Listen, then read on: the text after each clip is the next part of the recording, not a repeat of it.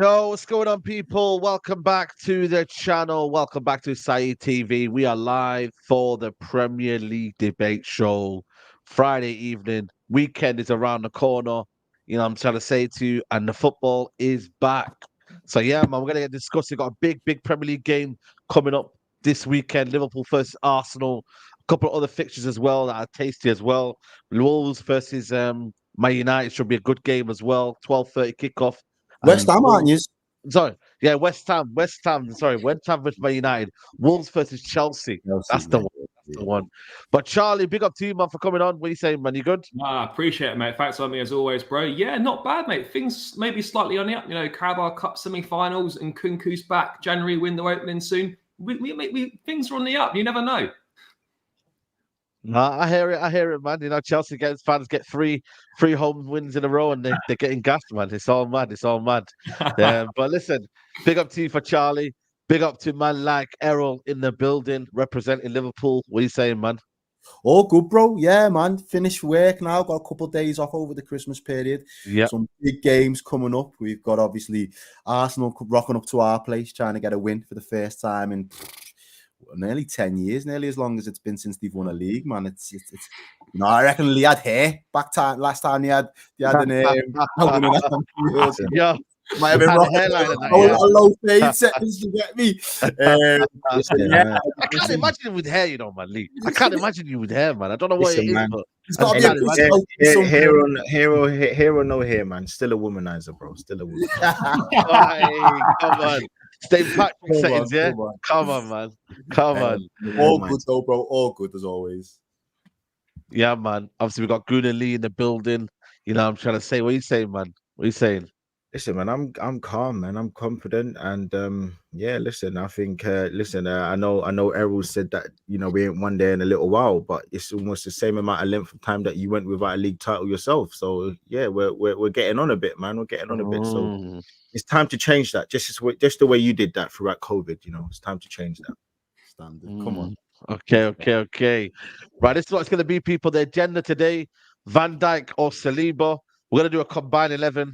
my Arsenal versus Liverpool. We're going to talk about Enzo Fernandez and what's going on with him in terms of the injury. Is it lack of form? What's going on with him? And yeah, man, a lot to discuss in this one. So make sure you do smash the like button on the video. Subscribe to the channel if you're new. Nearly at 80K. So if you haven't subscribed, hit that subscribe button, people, man. Big up to the community. Yo, listen, let's just start this year. Saliba or Van Dijk? I would say the kind of almost the one who's been known versus the one that's up and coming in Saliba. You know what I'm trying to say? We'll start off with Charlie before the neutral, you know, because I'm a bit biased in that one. But the neutral is really, really Charlie. Saliba or Van Dijk? If you had to pick one in your team right now that you needed for the rest of the season, who would it be? Van Dijk or Saliba? Do you know what, mate? I think what I first of all say is they're both top players. But for me, I still think I'd have Van Dijk. I just think I'm not saying he's miles better, but like in terms of like experience, I know Saliba's got a bit of experience. Van Dijk's kind of been there, done that. I just think I don't know. I just think he commands. I don't know. I think he just defends a little. I don't know if he defends a little bit better. It's just like for me, I haven't really got like loads of reasons as to why. You know, he's clear. I don't say he's clear. There's not like an awful lot in it. Van Dijk, you know, sort of has re-picked up his form again from when he had his dip after that injury and stuff. I feel like he's back to, you know, his best form. Saliba, look, a very good defender. You know, he's young. He's going to be exceptional. I think it's clear to see that. But for me, I would probably still just have Van Dijk in my team just for that know-how and that experience. I just think he's maybe got just a tiny bit more quality in the locker still. So I'll probably go for him, but like it's not like Saliba's terrible and there's an awful lot in it. There's not much in it. Yeah. No, I hear that, man. The way I kind of look at it for me, yeah. If I had to pick one right now, for me it's Saliba. I just see less flaws in his game right now. You know what I mean? When I look at defender, you know what I mean, I need to see as at least as many flaws as I can in your game. And his recovery. I think sounded like you wrote your mic's gone all Dalek like. All garlic again. Can you hear me now? Can you hear me now? Is it still Dalek? Yeah. No. I need to see the least mistakes possible from a defender. I think Saliba right now is doing that. I need to see a guy who, in any sort of game, that can adapt. I think Saliba can do that. I just look over the course of a season, I see what attributes there are in a modern game. Don't get me wrong, Van Dijk, you told me this a couple of years ago, but I think Saliba, for me, has got all the attributes for a top defender. He reads the game well, he's quick, his recovery is unbelievable.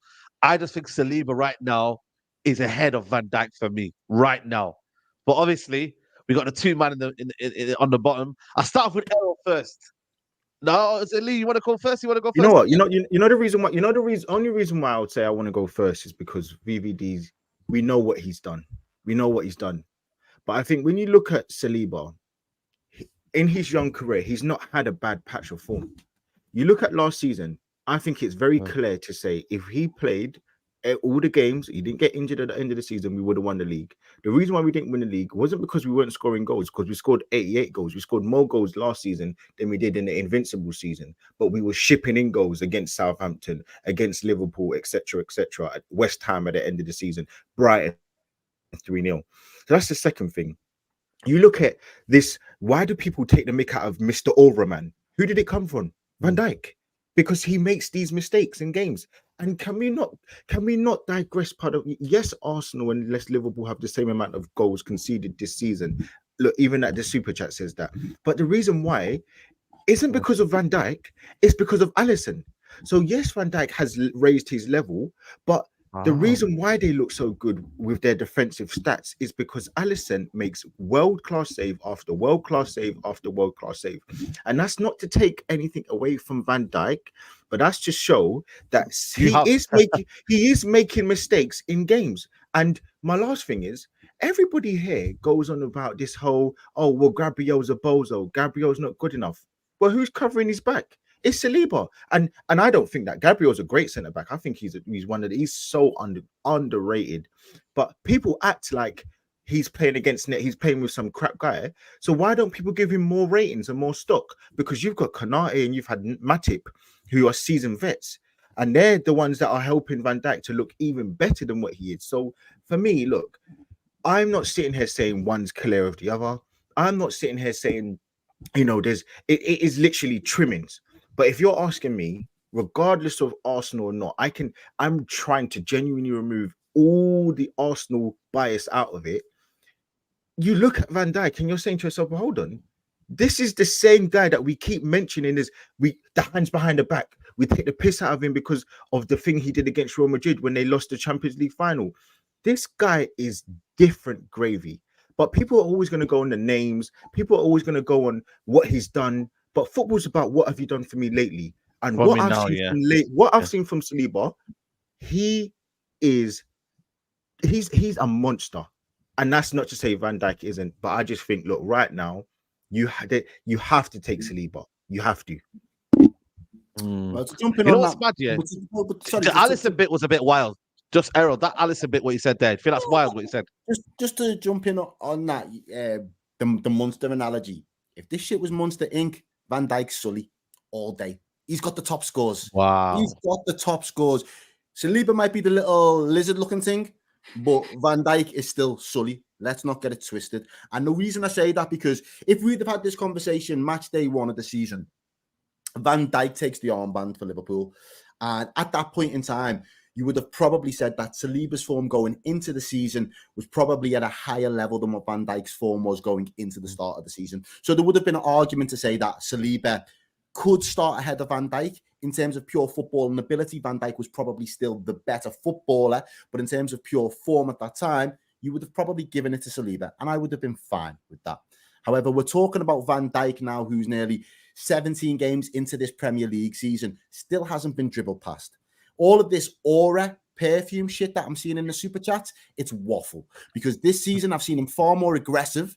And the tweak, the biggest tweak, I think it must have been about 10, maybe 9 to 11 games into the season. I've sat there on the Redmen and I've said to the lads, and I asked a question. It wasn't like a statement at the time. It was a question to them. But now I feel like I can actually make it a statement. Since Van Dijk has been given the armband, his level has gone up tenfold. His level has got back to almost as good as his level was when we won the league that season. Did his level help him get sent off against Newcastle? Did his level help him give away a penalty against Crystal Palace, which got ruled off because of VAR? Did his level this is the same level that you're talking about that conceded 3 goals, open play goals against Fulham, right? And everyone's going to say, oh, but we conceded 3 goals against Luton. That had nothing to do with Saliba. And that's fine. And that's fine. But I'm trying to, you're not letting me land. What I'm trying to say about Van Dijk is that in terms of his performances, he's took the accountability to bring himself back to as close to his best version that we've seen in the Premier League. And for me, I don't see another player in the Premier League centre-back wise that's been able to eclipse that yet. Has Saliba come close? Of course he has. I rated Saliba highly last season. I thought he was your standout player. And I do think his injury hampered your ability to be able to get it over the line last season. What I was about to say about Van Dijk then is I would only consider Van Dijk back to his all-time best if we was to go on and win the league this season. I've had it on good authority. Van Dijk's on the decline, though? Do you think Van Dijk's on the decline yet? Because I've had it on good authority, and this is why I mentioned the captain thing to you lads, because he came out. I know one of his lads who does a bit of close work with him at the minute, and essentially he turned around and said, Carabao Cup, FA Cup, League, Europa, I don't care. Now that I'm the captain of Liverpool Football Club, my job is to win a trophy. I need to win silverware as soon as possible. That's why he started on Wednesday at West Ham. Didn't need him on Wednesday at West Ham because West Ham was shocking. But he knew the importance of getting us to that semi-final because we're one step closer to him getting that notch on his belt. He's won it all as a player at Liverpool, but Jordan Henderson was our captain in that period. A lot of people never thought Jordan Henderson was good enough to be captain, let alone good enough to win Premier Leagues and Champions Leagues. So as a result now, Van Dijk has taken that extra pressure and that accountability to galvanise us. If we go on to win multiple honours this year, then of course I can say with chest, he's back to his best. But right now, his level in terms of not being dribbled past, in terms of the way that he's marshalling his back line, in terms of the way that that's fake though, Errol, because your XG of chances against your team is higher than nearly every other team. So if that's the case, we've still got one of the best defensive records in the league. Yes, and why is it? Because you see the shot stays from Alisson. You see he's the best keeper, not in the Prem. In the world. There's conversations that he's not only the best keeper currently, he's not only the best keeper in the world, but he's been one of the best keepers ever in the Premier League. You go and check. So if that's the caliber we're talking about in this guy and the saves that he makes, you can't negate that he is saving your bacon every week. And how is he getting? I'm not saying that Alisson doesn't. But you're then completely dismissing the impact of the centre backs that are in front. No, Errol. So Errol, if you get into my house and I leave the door open, whose fault is it? It's me because I left the door open. So what we're saying is, your defender, your centre. Can I defend him there, Errol? Though? Can I defend? I don't even want to defend Errol here because he's a Liverpool fan. But listen, let me just look at it this objectively. We could say the same thing about Peter Schmeichel, but yet Stam and Ronnie Johnson were still good defenders. So we can't use that tool as almost like your argument. Let me. Okay, there's 15 games gone. Let me give you 6 games where defensively Liverpool have been getting away with murder. Name me. Go on. Aston Villa at home, West Ham at home. That was half an hour. That was half an hour, bro. You can't say I'm not saying you should have lost in the end. But Errol, I'm not saying you should have lost the game. I'm talking about there's big points in games where you've been shockingly defensively as a unit. I'm not putting it all on Van Dijk. I'm not doing it. But what I'm saying is, we're trying this because this is almost like, I'm not saying it is. It's almost like saying, oh, who's better, Lampard or Gerrard? We're splitting hairs because Saliba's been so good. So what we need to do with Saliba, he's been consistent as well. Not only has he got to that level of the high, but he's been consistent with it. That's why I rate him highly. Exactly that. So, and again, I don't want people to think I'm saying that Saliba is on the level of Steven Gerrard or Lampard. What I'm trying to say is, it's like comparing, because you have to be so minute with how you split these people because they're so good. Saliba's not been sent off. You can say what you want. Van Dijk gave away a freaking an opportunity to go down to 10 men for his team, and he almost lost his team the game. Saliba didn't do any of that stuff. He's been every single movement that he's done has been to save. So you're saying Saliba hasn't put a foot wrong thus far this season, wrong, and whereas Van Dijk has had moments exactly that. And I just look. If I was to take that in isolation and say and concede that to you and say, okay, that's fair. You watch Saliba a lot more closely than I do. If I was to turn around and say to you, though, however, from our perspective, the level in which everybody basically ripped Van Dijk off almost, and I think part of that is football, Twitter, social media banter. I think when you actually deep it, and I always go back to the FIFA analogy, Van Dijk at his very best was topping in at 93, 94. When he went back down and was at his worst, I still think he was only an 88 defender. There was nobody else in the league at that time that was close to being an 88 defender. If we're talking purely on football, which footballer is the better footballer, Van Dijk is still clear of Saliba. However, if we're talking about where Saliba's form currently sits him, Saliba, if it was like an informed ultimate team, Saliba would be sat there with 90 points himself. He'd be out on 90 rating, Van Dijk 91, 92. So it is splitting those hairs, as you mentioned. The only thing that I would say in terms of, from my perspective, in terms of how does Saliba overtake Van Dijk?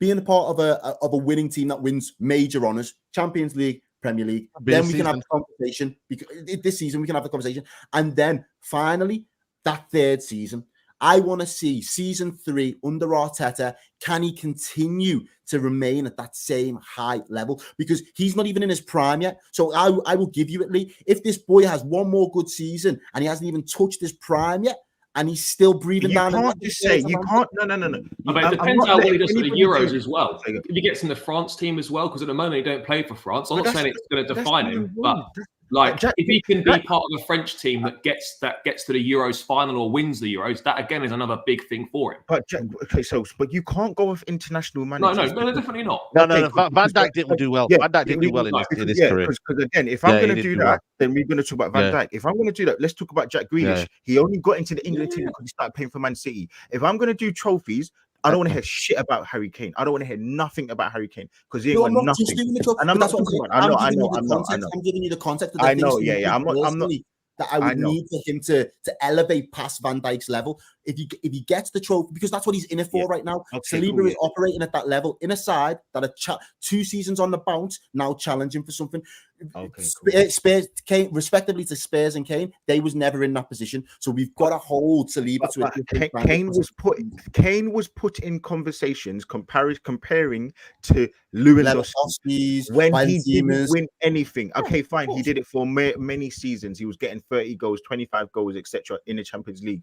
But for me, I'm not letting nobody tell me that because he doesn't play for France, he doesn't start for France, sorry, and because Konate is not better than Saliba currently. I like to troll, yeah, but I know he's not. But if I was to ask you this though, Lee, right? If I was to ask you right now, people, whether they say he's the best, the way you said about Alisson, there's a potential for Alisson to be in a conversation of the best keepers the Premier League's ever seen. Still, and people, pundits, ex-players, players today, and that's the difference for me. They had an opportunity the other day, West Ham, and none of them wanted to run at Van Dijk. That's how I know that players currently playing the game are shook of him again, because nobody wants to gamble. Last season, he was prepared to gamble. But if I asked you this one very specific question, if Van Dijk is in the conversation of one of the best defenders of all time in the Premier League thus far in his career, and he's still got years left now that he's the captain, could you, with chest, say that Saliba can sit in that bracket as well? Because if you can't, then he can't be cleared of him. Before you go, Lee, can I just read the super chat here? Godem says Saliba is overrated, just like Mason Mount was. Watch Arsenal fans blame other players for goals instead of Saliba if he has a disaster class. You know what is with Saliba, when he doesn't play well and whatnot, do you think Arsenal fans are very, very lenient on him? That's the kind of message you're saying there. If they're lenient in terms firstly, good AEM. Follow me on Instagram, and I'm gonna give you £100. I want to give you some money back. I earn a lot of money, so I'm not gonna lie, I'm rich. So because you're so stupid, you're very stupid for sending that in. So just DM me on Instagram, and I'm gonna send you £100. I'm feeling good because it's Christmas time, because you are absolutely ridiculous and stupid. Yeah. So because of that, I'm gonna give you a bit of money just to level yourself out. Yeah. So go and spend something on the missus. Yeah. You are such a prat. Secondly, I will say, Arsenal fans do probably give a lot of leverage to certain players. We don't give the same leniency to someone like Nketiah that we do to Saka or to Declan Rice. But these guys have got credit in the bank. So I'm not gonna dump on a man because of what? Why? Like, he makes one mistake. Someone said in the chat earlier on, he made a mistake against Chelsea. Whether or not I believe that to be correct, I don't think he did. I don't think that was the handball, but fine, he gave away a penalty, right? That one mistake, I'm not going to then chastise him for the whole season. It is ridiculous. The same way how, again, Liverpool fans aren't going to chastise Van Dijk this season because he got sent off against Newcastle, or because he possibly gave a penalty away against Crystal Palace. Because why? Because he's done so well. The same way how when Trent puts in 3 out of 10s defensively but gets an assist, people don't go blind. Why? Because he's so good. He's so good in the attacking sense and the defensive. Answer my question, though. Answer my question. Can Saliba right now, on whatever the 22nd of December 23, be classed as one of the best Premier League centre backs to have ever played the game? I can't answer that question. Too early. Too early. But this is what I'm saying. No, if you're turning around to me saying, when I said give him another season, that's why I can't put him clear of Van Dijk. Errol, I can't answer that question because the question isn't how can I compare him against his performance. I'm talking about this season. Who is the better player? I believe Saliba. If you're moving the goalpost and you're asking me, can I mention him against the GOATs overall? Of course not. I'm not gonna. But I have to. If Saliba is Lee, can I ask you a question, Lee? When you look at Saliba's start to the career, sorry to cut you off. When you look at Saliba's start to the career, you look at Van Dijk's start to the career. When you look at the level Saliba set, I know Van Dijk was a late bloomer, but does that make you even more confident he's going to overtake Van Dijk's legacy as well because of the fact that... No. Again, no, because I've seen Dele Alli. I saw him get goals and goals and goals, looking like the new Lampard, and then he turned out, okay, fine, mental health problems, you've got a lot of stuff going on behind we don't know. I'm not going to judge him on that. But what I am going to say is I saw him nosedive. He went to Turkey, he went to Everton, etc., etc. So for me, I'm not going to sit here and like say that it's anointed, but he looks like he's destined for greatness. He looks like when you look at him, he looks like a better version of Varane. He looks like a Van Dijk.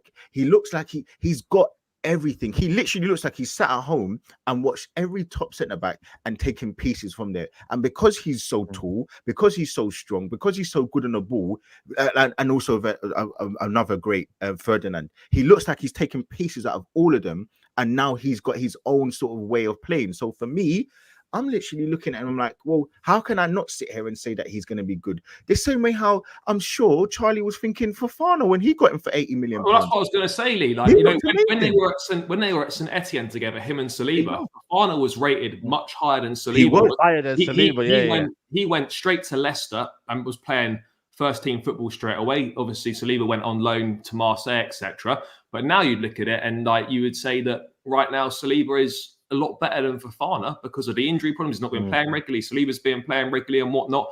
But it just goes to show, doesn't it? Like, Fofana was rated higher than Saliba when they were both at St Etienne. So there's so many players that are rated higher. Like there were so many players at the similar level, they were rated higher than that player. And then it always becomes a case of that player always overtakes him. There's a couple of super chats here. Saliba has not played. Big up to Danny. Is it Donny LFC? Liverpool fan says Saliba's not played in any finals.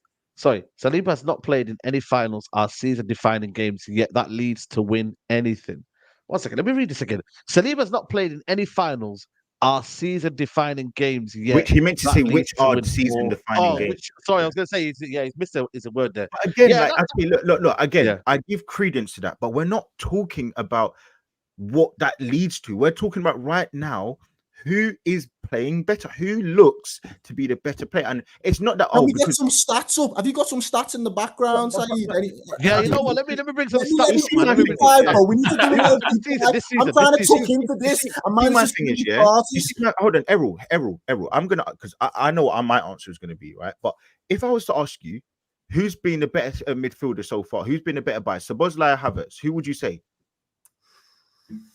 I'm going to stick with Havertz. Okay, you're going to say Szoboszlai, yeah? And you're going to tell me about Havertz stats in the Premier League are better than you, because you've got. So why are we doing stats? Like it's just like it's unfair to do stats because things are masked by stats. You sometimes have to just look at it because no one here is going to tell me that Szoboszlai is going to be say it hasn't been better than Havertz because he's played better for more games in the season.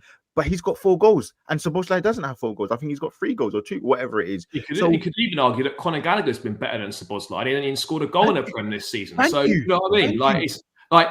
Stats are great, but it also skews the argument quite a lot as well. I'm telling you now, Jackson has not been better than most of the strikers in the league, and he's got more goals than nearly every of them.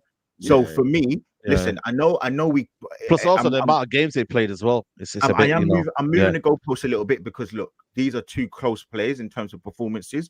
But all I'm saying to you is, for me, I cannot sit here and let anybody tell me that Saliba doesn't need to, hasn't warranted being at least at the bare minimum compared to Van Dijk this season. That's absolutely true. Even last season. And last season. I conceded that from off the bat. I said, of course. You said that to me match game 1. But I think there are a few things where you say we're splitting hairs. And I think those hairs that we've split probably land in the Van Dijk camp, which just puts him a little bit above. Don't get it wrong. You could turn around to me and say, but Arsenal are sitting top of the tree. So by default, by that metric as well, obviously your defenses have been better because you've got better results than us up to right now. And I can't argue the toss about that. But when you're just looking at the individual performances, I personally, what I've seen from Van Dijk right now would lead me to believe if we was to go on to win the league this season, big if, but if we was able to do it, and the same can be said for Saliba, but whoever goes on to win the league this season, that is the new level. And if Van Dijk is the one holding the torch at the end of the season and lifting up the Premier League as the captain, you can't then turn around to me and be like, well, Saliba had the better season, because the biggest metric, as in the trophy, is at Anfield. So it's an interesting point. We're at the halfway mark, and at this point in the season, it is very close. I would still argue against that, because for me, you don't. If that was the case, then every year, Team of the Year would be this all 11 players from Team of the Year, and it's not, because there's always been other players from other teams. I saw, wasn't it last year? Trippier was Team of the Year, and he finished fourth. So for me, I'm not I'm not disagreeing with your points. And again, I feel like we have to be very careful, because what we're doing is we're talking about two very, very good players, and it's literally like the same thing what happened. I remember it was Rio Ferdinand, Sol Campbell, and John Terry for that England John place. Terry. And Yeah, do you remember? yeah. Do you remember that England place? That was it. Was the final spot, and it was a time where I know the Rio Ferdinand thing with racism thing was going on with John Terry and who should go. And what happened? It was so difficult because they were all so good, and they bought different things for different games in the World Cup. So for me, look, like it's difficult, but I'm still going to say it's not. I'm genuinely trying to remove the Arsenal bias, and I'm literally just looking at. If I split hairs, I just feel like Van Dijk's made a few more mistakes than what Saliba's done. That is just for me what I see. And I've seen a few games for Liverpool, so not all of them. So I'm not going to go crazy, but I watched the Wolves away game when you were absolutely blamed in that first half. I watched the Aston Villa game, first half especially, you were poor. West Ham, you weren't great. And then I look at that, and the Man United game, okay, fine, but they had a few chances. They did have, and this is Man United. Luton, you weren't great. So I'm just going through all of these games, and I'm like, hold on. Let's see if your strikers can do something tomorrow then. You know what I'm saying? Again, and again, if you lose tomorrow, I'm not going to say, oh, because you lose tomorrow, that Saliba, because I'm saying it now. Yeah. Because I'm not going to do that. And the same way how, if you finish second, I would still say, oh, you know what? Diaz, if he finished third, I might say that he's on level par with Saliba, but I'm not going to do the old position thing. I'm just looking at, whose season is where, who's done what, and that's how I'm going to move it on. Yeah. Big up Zayn Miyasi says Saliba is the best defender in Europe. David Seaman is only better than Alisson. 3-1 to us when we go to Anfield. Big up to Zayn Miyasi. Apparently we're hearing Rodri has got injured in the game in the Club World Cup. That's a massive blow for Man City, man. You know what I'm trying to say? So obviously we don't wish injuries on any player, but hey, Calvin Phillips stays now. Bro, okay, yeah, exactly. You know, I mean, Calvin Phillips might stay now. You know, what I mean, that happened. Or they might go and get a midfielder in January. Who knows, man? Who knows, man? But listen, people, over 600 in here and not even 200 likes yet. Get them likes up, people. Come on, are you all feeling like Scrooge or something? Scrooge, man. I'm telling you, man. Yeah, man. Get them likes in, because we're going to do a combined 11 now. Obviously, Liverpool game and Arsenal is on the weekend. I think it's going to be a very, very easy combined 11. You know, I don't think it's going to be. We're doing it based on form this season, yeah, not overall form. Yeah. We're doing it based on form this season, because obviously, you know, I mean, there's other players that are in there that probably don't deserve to be in the team, obviously based on merit and whatnot. But yeah, here it is, people. In goal, I think this one should be easy, right? Everyone should be okay with this. Yeah. That doesn't need a conversation. I think also just put Declan Rice as well. I think some of the places we know are quite obvious. Let's just big him up though. Let's just big him up. I think Vicario's been better this season though. You know, I think Vicario's been better this season though. Okay, no way. He's exceeded expectations. Vicario, he's not been. I don't think he's been better than Alisson, but he's been better. No, I think he's stand out. He's been the best keeper. Stood out more because people didn't know what to expect from him. Yeah. I think that's I can't lie. Vicario for me has been the best keeper in the league this year. But Alisson is obviously the better keeper overall. But I think Vicario has been the best keeper in the league this year. That's my own opinion. No, I'm sorry. There's no way. There's no way on this earth. Okay, fair enough. Listen, that's just my own opinion, people. Obviously, everyone's entitled to their own opinion. Right back. What are we going for? Is Trent going to play midfield, or is Trent going to play right back? Nah, he's going to play right back. I looked at Robbie's one for the clickbait that he put out there for DR Sports earlier today. He had Trent and Vinny as the fullbacks. My only issue with that from a tactical perspective is you can't invert both of them, because then you're just leaving fucking two centre backs. Yeah, that's true. Back line and you're fucked. So you've got to have one or the other, in my opinion. And if you was going on form this season, the inverted fullback that you want in your side is Trent Alexander-Arnold. Yeah, I'd agree. Are we doing injured players as well? No, just players. No, just the players that are available. Players that are available. Players that are available. Yeah. So this is a combined 11 of players available on form, etc., etc. So Listen, people, everybody knows this. All Arsenal fans know contrary to what other people do, Ben White's actually my favorite player. I really like him, but I'm not gonna bat for him so far because he's not been what he was last season. He's been good, but he's not been as good as he was last season. And I think what Trent Alexander can do going forward, I'm not gonna argue. But if it was for me, I would have put Tomiyasu in there. I think he's been absolutely amazing this season. Yeah, he's been good. Listen, Tomiyasu, I can't lie to you, but that's a good shout, man. But obviously, Trent He's been good.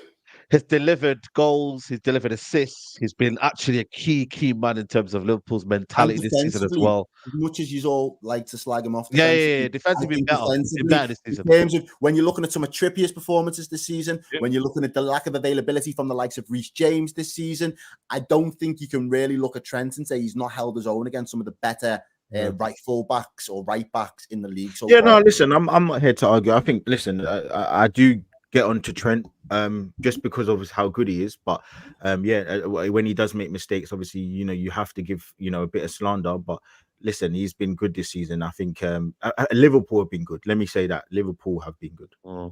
Yeah. Okay, centre backs. I think for me, we're just speaking about them. The thing is, right? I think Gabriel missing out on this one is a big shame.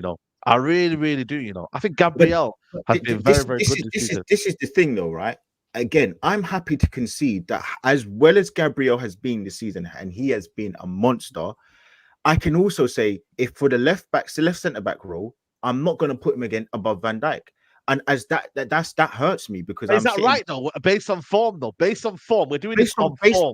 Based on form. Is he better than Van Dijk this season, Gabriel? Based on form. Yes, because going off Errol's point, I'm not going to say because Arsenal players were first that they've had better seasons. Because I do believe Van Dijk has had a very good season. I think he's saved you. I think he does look dominating. I think he looks good back on the ball. All of these things, but I'm not going to sit here and say that Gabriel has played at a higher level than Van Dijk, and that would be shameless of me. I can, you lot know if I want you, I can do the shameless thing, but I'm not going to do the shameless.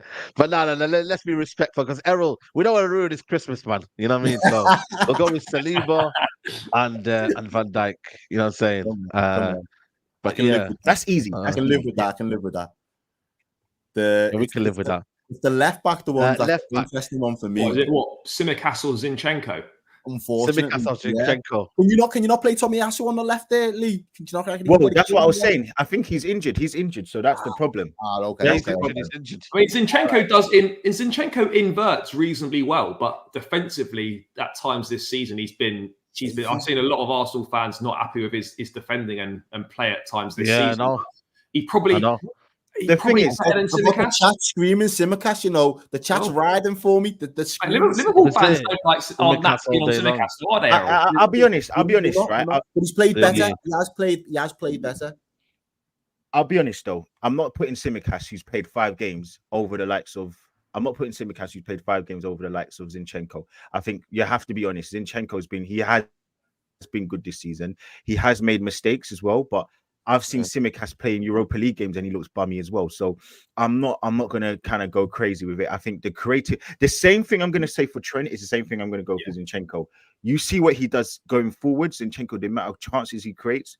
You can't put Tommy, you can't put Tsimikas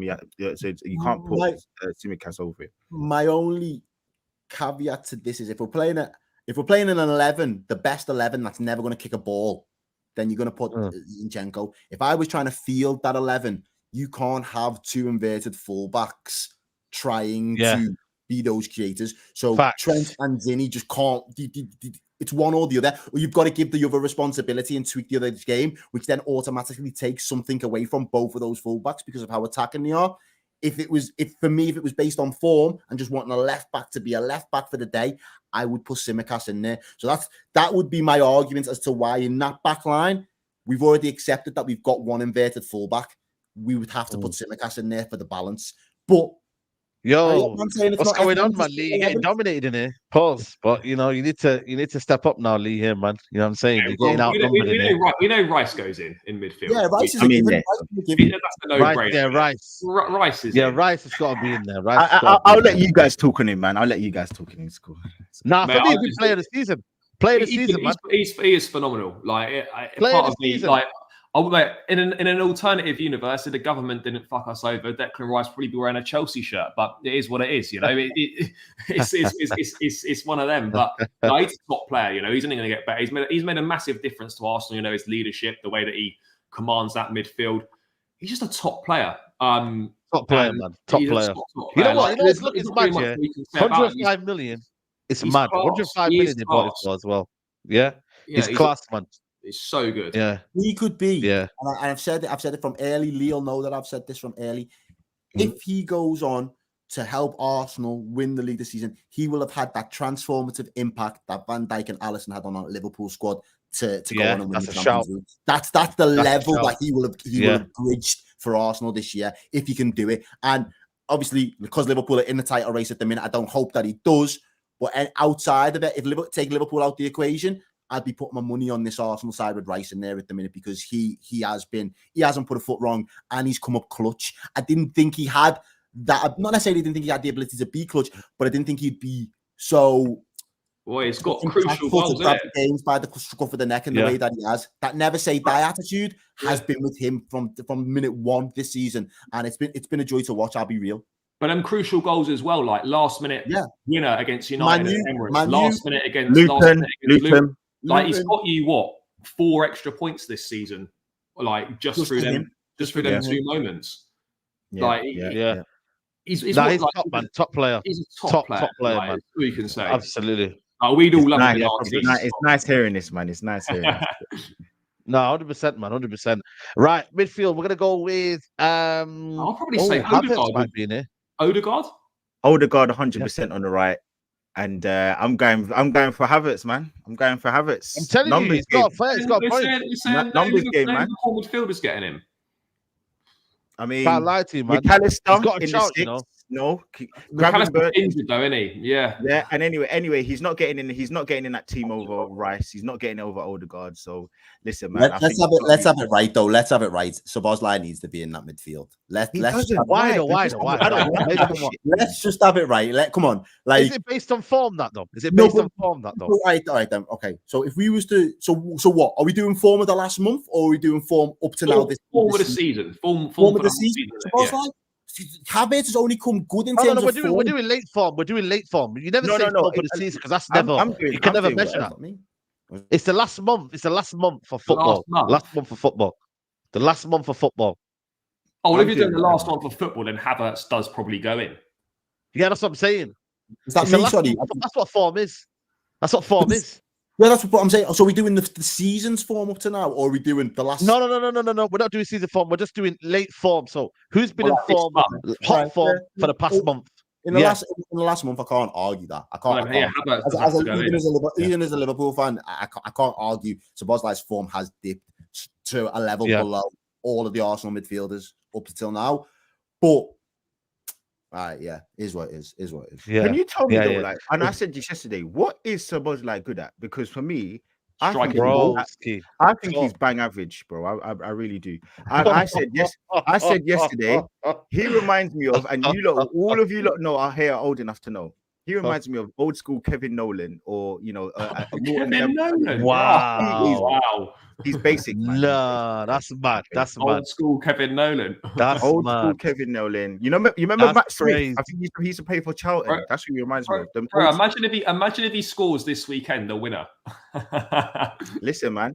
I don't care because no one rates Havertz. So if Havertz scores a goal, are you going to then put him in this position? No. I rated Havertz from minute one. But it is what I say.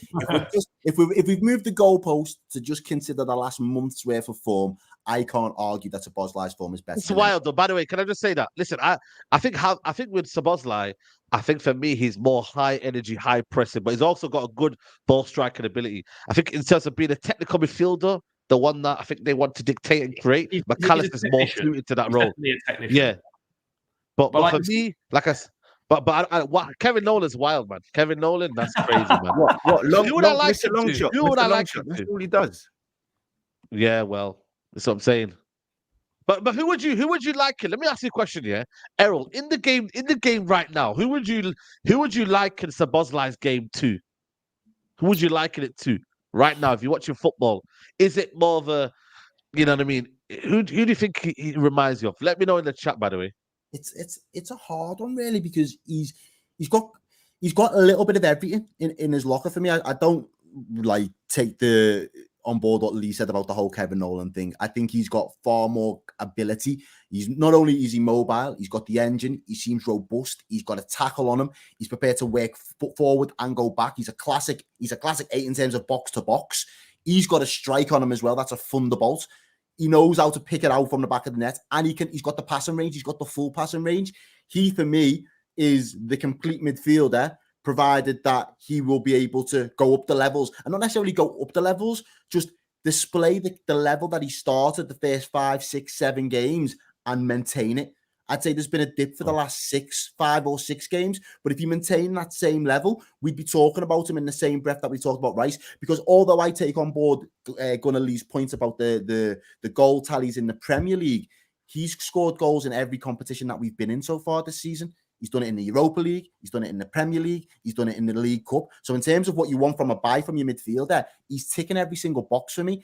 He is unique. He's not a De Bruyne. I don't think he's a destroyer in the likes of a Rice. He's not like of the Ward Prowse mode or a kind of a Basuma or a Caicedo. He's playing a bit of a different role as well, isn't he, Errol? Because at Leipzig, like he was more of a 10. He was linking up with Nkunku scoring. Yeah, more of a 10. Yeah, that's what I'm saying. He played wide left a little bit. He was wide right as well. He was that's what I meant. Yeah, so it's a little bit of a different role for him, isn't it? It's very easy, and again, it's easy and it's lazy for Liverpool players.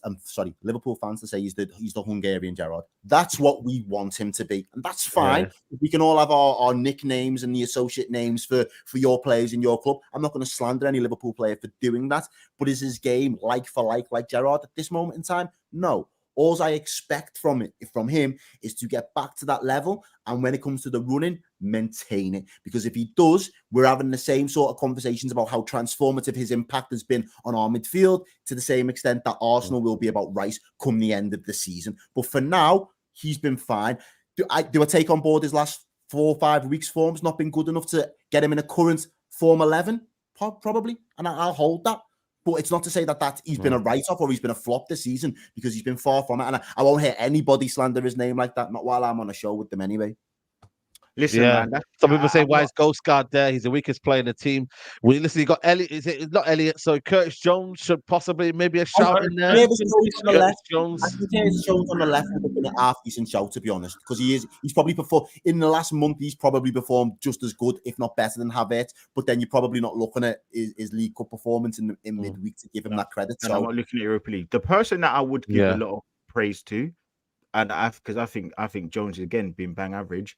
I think Harvey Elliott is someone who we need to give a little bit more. Yeah, Harvey Elliott as well. I think Elliott been really good. But the only problem is that we think of like finishers and people that come off the bench, and he's just done it off the bench. He hasn't done it for a whole game. So for me, that's the reason why. But I think every time he's come off, he's made a difference. Crystal Palace. He's been good. He's been good. So that's why I kind of give him a little bit of respect. But I'm definitely not saying nobody on this panel, and I think most people in the chat, they know what Odegaard is. They know what he can do. They know the magic he can produce. 15 goals last season. I'm sorry, like you can't like disregard this guy. The same way how Van Dijk's getting a bly. I'm sorry, like you're not getting away with giving him that slander. A couple of City fans are coming in the chat right now. They're saying that they've won the Club World Cup. You know what I mean? How many world champions on this panel? Well, I've got one. Yeah. Couple, actually two. Listen, I'm in my own world champion, man. It's right here. Yeah, man. It's right here. The water champions. Yeah. You know what? Okay, let's do the front three. Let's do the front three, lads. Saka and Salah. On the right, it's Salah. For me, it's Salah or Saka. Guys, we have to choose one. Bro, they've got to be both in the team. We play one on the left. They're both in the team. But come on, man. They're not right wingers. They're not left wingers, man. Come on, man. Like, we can't do that. One player has to come in. Do we play Salah as a false 9 sort of thing? We can do that. Should we play Salah up front? Good, bro. Salah and Saka. If we put Salah through the middle, though, I can't leave the chat unless Nunes is on the left. That's impossible. Here we go. Nunes. Bro, I'm being 100 when I say it. I'm being You're crazy, 100 bro. when I say it. You're crazy. Nunes. To be Errol, fair, you're my Nunes- bro, yeah. You're Nunes my is guy, fisted, I'm bro. gonna say You're someone gonna make me else. leave the show, bro. You're gonna make me leave the show. Oi, You're meant to be my brother, you know. You're meant to be my guy. Broskies. No.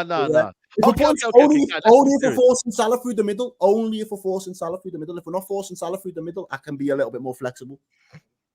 Nah, Mm. bro. How You know many what, goals? man? Saka though. Nah.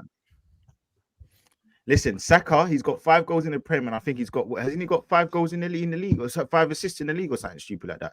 He's got 19 GA this season, and it's only what? How many? I know Salah's got more, but Salah's got good GA though. Salah's got good GA though. yeah. Salah's But got he's good GA. been stinky. But he still gets numbers though. Like it's I mad. know. So that's what I'm saying. Output So, king. He's listen, the output king, baby. he is the output Mr. king. 200 I'm goals. giving him his flowers. Put him up front. He played up front the other day against Man United.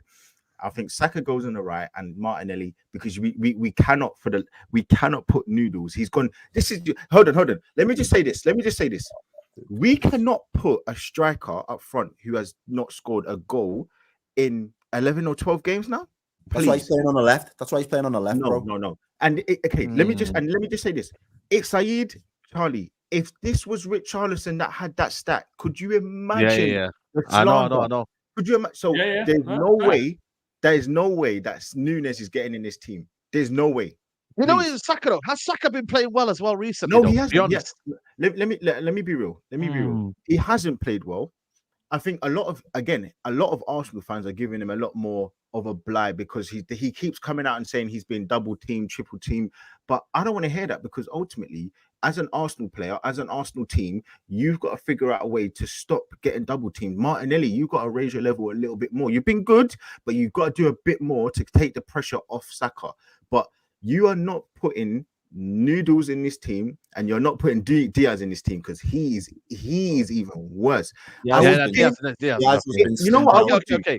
I would You guys have to decide. So me and Charlie, we're gonna decide. Charlie on the right hand side, Saka or Salah. But for me, mate, they both got to be in the team. So if I'm doing it, I'll put Saka on the right, and then Salah will go through the middle. Like Saka has to be in the team. He does. All right. Okay. Cool. Okay. That's what I would do. So you're saying Saka on the right. Yeah. We're actually moving Salah from his prime position. He's meant to be the GOAT, yeah? Yeah, From but his mate, prime you can't not into have the middle. You can't not have them both in a team. We have to make a small adjustment. Martinelli can't be on the left, though. Martinelli can't be on the left. I'm sorry. Listen. We can't put Martinelli. I think Martinelli's been good, man. I would have put Jota. I don't think Martinelli's been that great, though. What about Jesus? Yeah, Jesus on the left. Jesus could go on the left, maybe. He's a striker, isn't he? He's a striker. But you can play on the width. Yeah, but has he really been that good though? This is what I'm trying to say to you. Hold on. You know, this is the same guy that scored. I think he's got the most goals in the Champions League right now. No, he's got the most goals in the Champions No, but this League. is Premier League we're doing. This is Premier I League. know, but I'm just talking about his Premier season. League show. Hold on, I'm just talking about his season, because remember, some of Salah's stats are in the Europa League as well, right? So all I'm saying is we have to give the respect. There's no way Nunes is getting in this team. Elliot, what about Elliot though? Elliot's been good. Can we not put Elliot on the left? He more plays in the midfield though, doesn't he? Yeah, we've been playing him as a bit of an 8, to be fair. What's Jota you know like what? this season? Trossard's got 5 goals this season. Nah. Trossard's been dead as well, man, so far. Jota's on his way back. But I don't like Jota off the left. Jota off the left. Nah, Yes. Going for it. Yes. Go for it. Martinelli. Let me just say one thing. It's Nunes or Martinelli, right? It's Nunes on the left. Nunes or Martinelli. Let me say one thing though about Martinelli, because Martinelli has been good. It's just that he hasn't. You know, one game he was bad. The Aston Villa away game, he was horrible. I'll give him that. But for me, look, he's been good this season in terms of his individual performances, but he hasn't got the stats to go with it.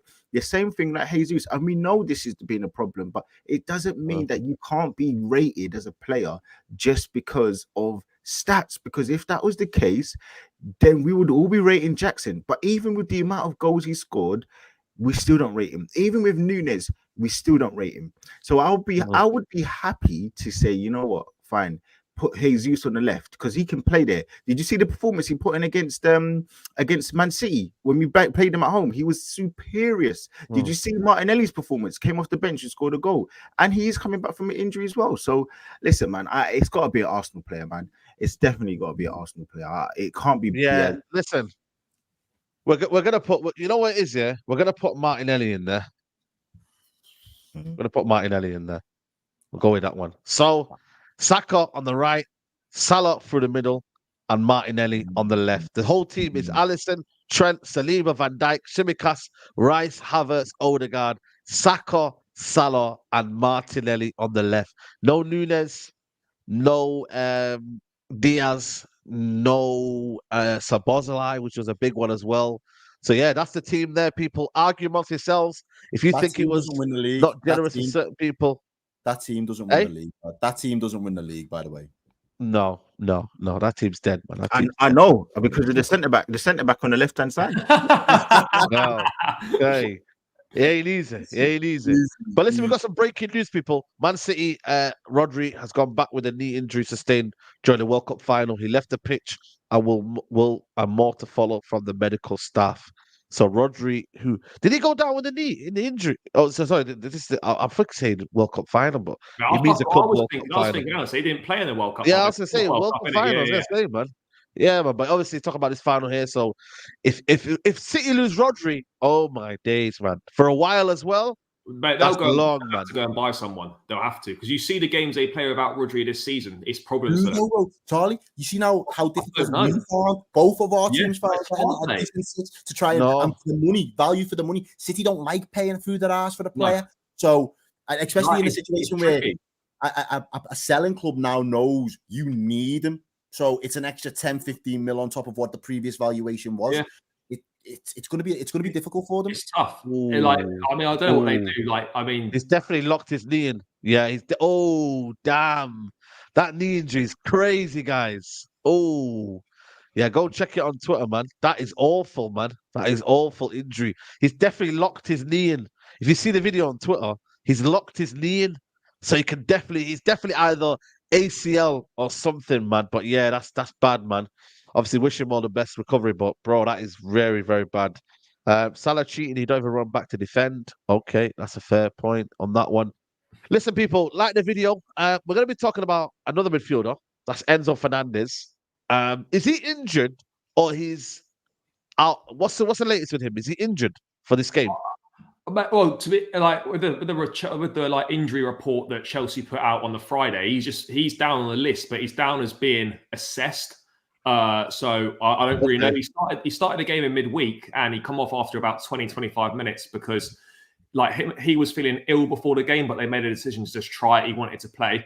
And then afterwards, at full time, he was on the pitch crying, if you were just feeling ill, you wouldn't be crying like that on the pitch. And then subsequently, there's been reports in Argentina saying he's got something I think that's called pubalgia, which is like a chronic groin injury.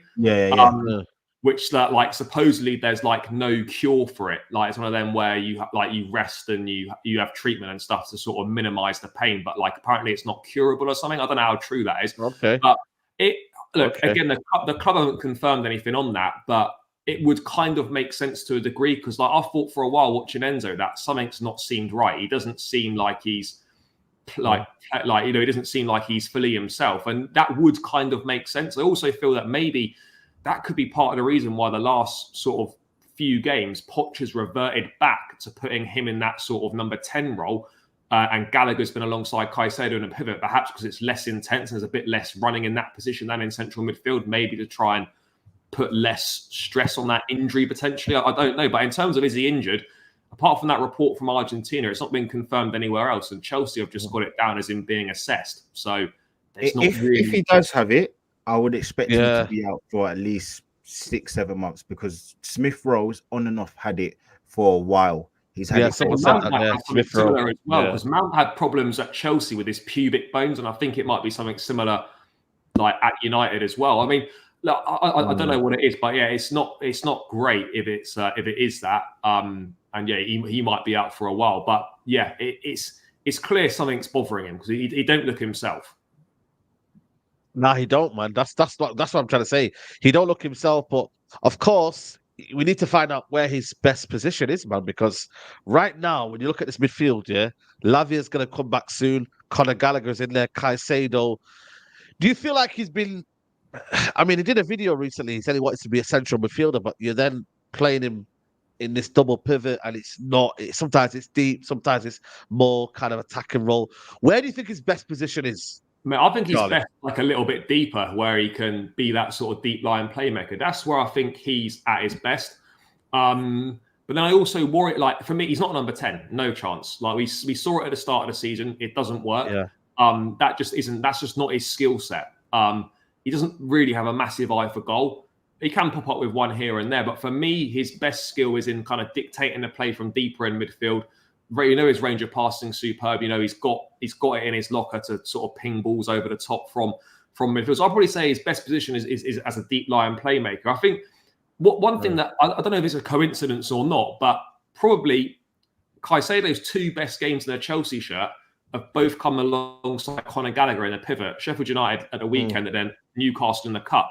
It's not been playing alongside Enzo. I'm not saying that like that's the reason he's had those good games. He's not played alongside Enzo, but I don't know if that partnership's not quite, clicked together yet. But for me, he's definitely, as a deep line playmaker, he's that's probably where his best position is. I think when Lavia comes back, that might make a big difference as well. I mean, I don't know how they're going to fit them all in, but I think if you had Lavia sitting as a 6 with Caicedo and Enzo more as number 8s and whatnot, a bit more freedom to do what they want in the middle of the park, that could make a big difference, having that natural sitter behind him. But yeah, for me, deep line playmaker would probably be his best position. He's definitely not a 10 or more of an advanced midfield. He needs to be in a double pivot, doesn't he? Yeah, no, he does. Yeah, he needs to have with the right balance, balance though as well. That's what they haven't really been able to blend in yet. They haven't been able to figure is it going to be Lavia that's the one that's going to be the balancing and the anchor for him, or is it going to be Caicedo, or is it going to be Gallagher? Because Gallagher's the one that's vying for it. He's the one that's playing the part. But is he the one that after you spent all this money? Yeah, but that's what I'm saying. But after you spent all this money, is he going to be the one that gets to continue to get the run of games? Or is it when the Lavias come back and the Caicedos, do they push Gallagher out of the pecking order or down the pecking order, I should say? Yeah, I mean, look, it's all going to be done on merit, isn't it? At the end of the day, that's how football should be done. If Gallagher keeps playing how he's been playing this season, then those other guys are going to have to wait for their opportunity and hope. But like that's how it should work. But I think we know that when board has invested big money on players, there's an expectation that they should be playing. And that's when it gets a bit difficult. Some of these players now, when they go for these big deals and this big money, they've got like minimum appearances clauses in the contract. So they've got to be fielded, whether they're in form or they're not. You know, that's part of the contract that makes it up, and that's where I don't know the ins and outs, and I don't know the fine print on any of the players that you signed in the summer. But if there was anything like that going on as well, that doesn't help. It kind of puts you your back against the wall a little bit. Yeah, Enzo has definitely struggled. He has definitely struggled this season. I mean, there's been games this season where he's been brilliant. First day of the season against Liverpool, he was fantastic. He was really good.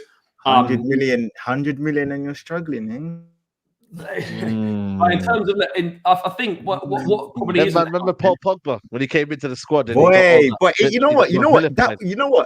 know what? I was just thinking that is quite interesting. No, I rate him. I think he's a top player. But what doesn't help is the fact that we have massive. I think we've overpaid for him. Let's be real. We have massively. It's a release clause, though. It wasn't your fault. It was a release clause. It's not our fault. But if you wanted him, we had to pay. We did pay. But let's be real. We've probably paid. I don't want to say double what he's worth, but he was probably maybe a £60 million midfielder, maybe. So I think we've overpaid 100%. And with that big fee comes added pressure. If we'd signed Enzo for 50 or 60 million, that this conversation probably isn't taking place, or it's on a much lower level. So can I just say something though, Charlie? I think everyone on this panel would say that we overpaid for Declan Rice, but he's performing. So does that just mean that does that just mean that Enzo's just not a good player then? Could that just be the case? Could that just be the case? Nah, Rice is definitely more because the price isn't affecting Rice, but it's affecting certain players that play for your team, right? No, I hear that, but also what I would say in defence is that Rice is more experienced than him. Game time. He knows the Premier League inside out already, which helps. I'm not making an excuse, but he does. And then for me, for Enzo, it's just like one, he's coming to when he come in at Chelsea, he come into an environment which was an absolute mess. You got fucking players getting changed in the corridors at the training grounds. There's no space in the changing rooms. You got two different teams. You got 11 versus 11 on two separate pitches and whatnot. Like he's come into an environment at Chelsea which was horrendous, difficult for any player to come into, let alone a young player. And now we've got a whole new team and whatnot. I think he's a good player. I think he's been misused by Pochettino slightly in terms of where he's playing on the pitch. But we do expect. We do expect more from him. Of course, we do. Let me scratch the side of my head. Right, there's no hair there, but still, let me scratch it. So, where's these excuses for Havertz? It's been 4 seasons in the Premier League now. 4 seasons. No. When he was at Chelsea, there was all this mess that was going on. There was no structure. You won the Champions League. Lee, watch football, man. Watch football. Listen, Blue Empire's telling you to watch football, man. Saying he's a better player. Listen, all I'm saying to you is all of these little moving the goalposts, all these nuances. If it was someone like Szoboszlai, I can give him because it's a new midfield. They're through a rebuild. That's why everybody's waiting this whole Liverpool thing. I can give it a little bit, and he has played well. And for whatever reason, I would say down to the structure of the right back with Trent inverted in and Salah going on to the right hand side is why he's maybe not playing as well as he was. That's what I would look at. But with Havertz, there's all of these different he's been in the Prem, he's had enough time. But where's the same excuses that Enzo's getting? Where's the same level of vitriol that you're giving? I see compilation every single day. Lewis wakes up and makes a compilation about either Mount or Havertz. So where is this compilation that I see for Havertz or for Mount for Enzo? Because I'm not understanding. I'm not understanding it. I really don't get it. No, I don't get involved in any compilation. What would say, like one, he's not. Like he has come. This is a new midfield, right? He's come into. He's playing in a new midfield. He hasn't even been here a year yet. He come last January. No. It's nearly a year. Don't say it's not nearly a year. It's nearly a year. Man tried it there. He tried it there. Has he been here a year? Has he been here a year? Yes or no? No, he said nearly. It's nearly a year. It's nearly, man. It's nearly, but it's not though, is it? It's not a year. We're splitting hairs again here, aren't we? We're splitting hairs now, aren't we? But he's still. I believe in him. I just think, yes, one, he needs to do more, 100%. But I also think the team is not set up at the moment to get the best out of him. I don't think he's being utilised in the best way by the manager either. And I'd also say as well that I think, similar to Mason Mount, in terms of this guy has played non-stop football pretty much every game for almost 2 years. So, at River Plate, then at Benfica, then playing all the games for Argentina, and then he's played every game for Chelsea pretty much. Like, for me, the guy looks a bit burnt out. I know that sounds mad to say, but he does. He looks a bit burnt out. Interesting. Burnt out already. Charlie, is he the guy to build your midfield around, though? Do you still believe that? Look, I believe that he will play a big part in any success that we have going forward. I mean, he's going to be a massive part of the midfield. But we need to get the right pieces around him in terms of now. I think when we signed Lavia, when we signed Caicedo, everyone thought, do you know what, this midfield will be Lavia, Enzo, and Caicedo. That'll be the three, and that is in theory Chelsea's strongest midfield. Obviously, injuries have not allowed us to play that. The emergence of Conor Gallagher this season, in terms of how good he's been, it makes it hard to get him out of the team. So we're struggling to find the right balance in midfield. I think Nkunku coming back as well could make a difference for Enzo in terms of having someone to feed the ball into. I know Cole Palmer's there now as well, but I think having that link between sort of midfield and attack. Boy, if there was ever a player that could play well without having every other single thing work perfectly, he needs Enzo. He needs Palmer. He needs Sterling. Who else did you name? He needs Nkunku. Boy. He should be doing better. But can we also say, right, if this injury is true, what he's got, right, then that may well explain why his performances this season have been subpar. He's not been terrible the whole season by any accounts. He's had some very good games this season. On the whole, I think he's been pretty good. But what we can say is, for me personally, he hasn't looked himself. We can all agree he's not looked himself recently. And if this injury is proven to be true, then that is probably part of the reason as to why he's not playing well. I think that's perfectly fair to say. But look, Charlie, what we need is a docu-series of all the excuses, all the things that Enzo needs. Let's make it on Netflix or Amazon. All the things that he needs to be good. Next, you're going to tell me Poch needs to wipe his ass for him to bend over and take his shoelaces. Wow. So, that's wild. That's the wild, amount of excuses you're bringing to the wild, table, man. I never heard one excuse. I'm giving legit reasons. One excuse for Pogba. No, I'm giving. I rate Pogba. I like Pogba as a player. Listen, Havertz got kicked out on his ass. Caicedo. Abdi. Listen, Caicedo. You bought Caicedo to partner next to Enzo. Now still there's an excuse. I don't know how many reasons you just said, but look, a good player, you rise above the shit sometimes. And I've not seen Enzo do that. Last season, he was our best player by miles. I know everyone was poor, but he stood out in that. But he stood out in that team, and he just come into January, and he stood out in that 6 months he was there in a shocking team. He stood out. This season, he started the season well. He's dipped a bit. He's struggled for reasons that, do you know what? I don't really know why he struggled. For me, could positional wise, the build up on the midfield, the way he's being used by the manager. Look, again, you could also say on the flip side, I get it. If you're good, you can adapt to a position and still perform well. I just think there's a lot of things around him that aren't quite right at the moment. And if we can, Chelsea have got to find a way to unlock Enzo Fernandez. Listen, I've heard that before. Unlock. Charlie's giving it bare bird's eye at the minute, boys and girls. All I'm hearing is waffle. Imagine this is now his second manager that he's worked with, and there's still excuses. It's not just been one, it's been two managers now, and they still have to find it. Sometimes it could be just you got to look in the mirror. Sometimes if it looks like shit, it smells like shit. You know what it is? I'm not making that decision after less than a year. I'm not making a decision on less than a year. If it comes out in the next 2 seasons or whatever, it's not right, fine. But right now, I'm not writing off a player after less than a season. I wish my King Kai got those excuses, boy. I'm running no Havertz agendas and no nothing. I'm gonna get excuse for Højlund as well, man. You know what I mean? Let's get Højlund because that guy. Fabio Vieira. But having said that, right, Saeed, you'd have Enzo Fernandez at Man United, yes or no? Yeah, but that don't mean that we can't criticize him. That don't mean that we can't criticize him. You wanted Enzo Fernandez. You wanted Enzo Fernandez as well at Liverpool. So we can't say, right, Lee might not want him, but at least three of us here would all have him in our squad team. Yeah, of course. I'll be honest with you, right? The bar is so low, maybe not so for Liverpool, but the bar is so low for Man United. They would genuinely right now take players from Aston Villa quite easily. They'll take players from Everton.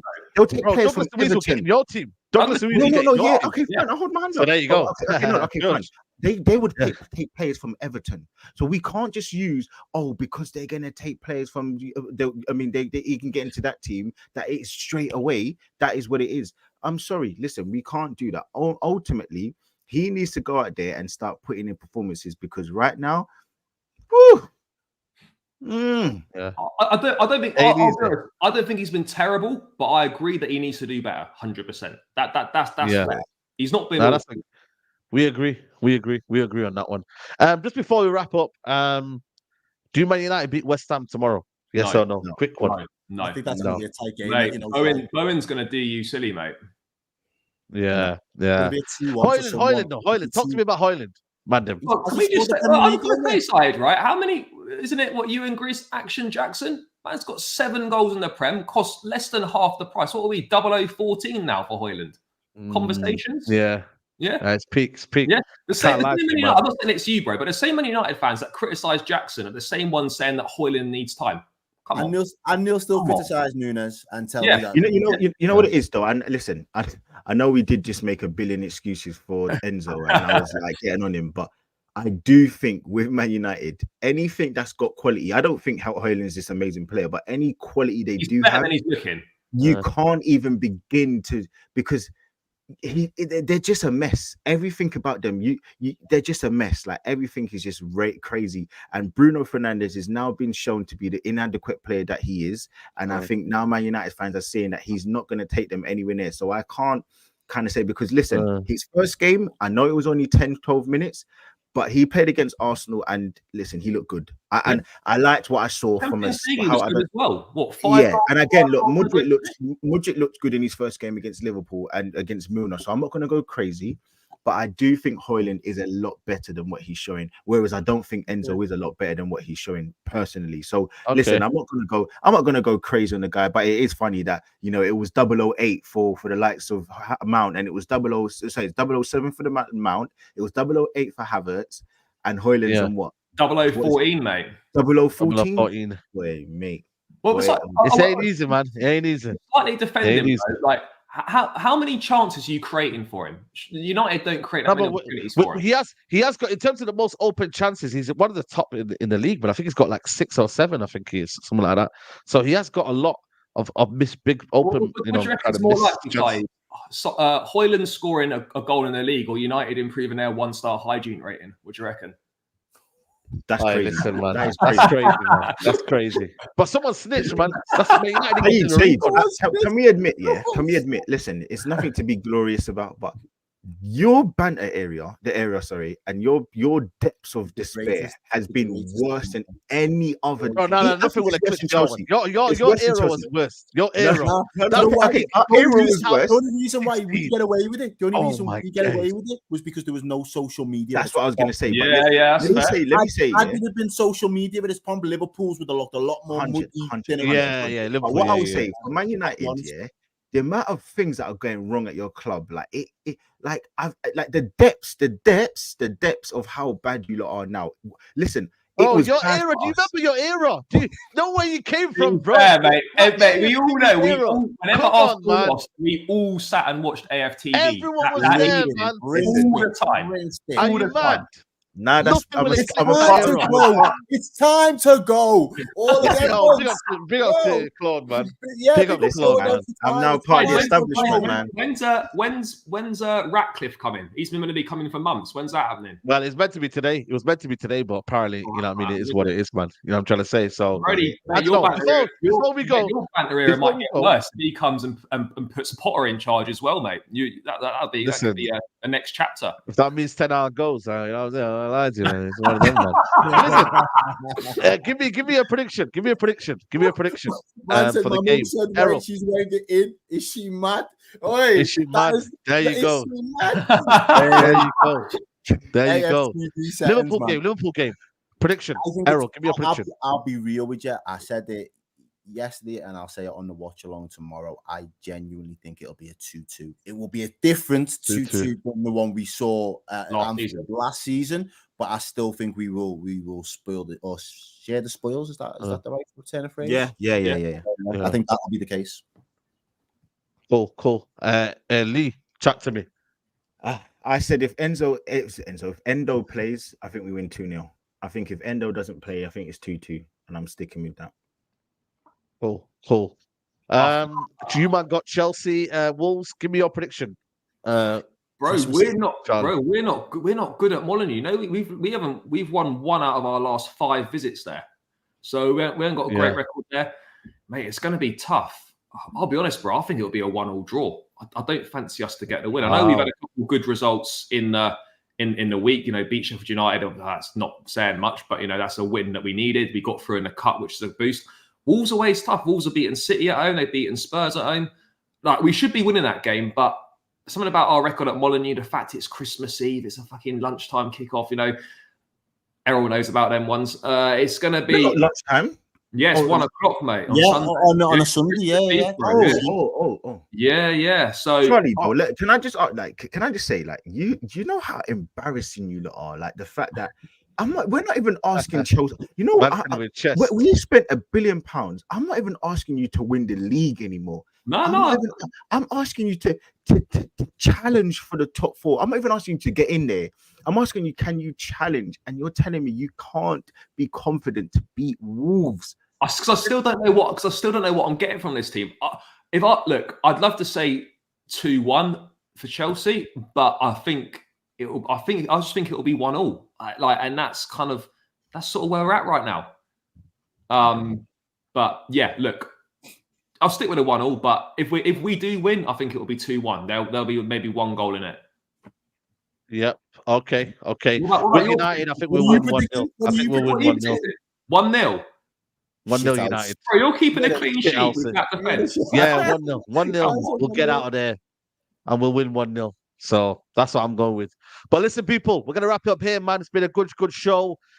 Big up to everybody who's locked in. Make sure you like the video on your way out. Subscribe to the channel if you're new.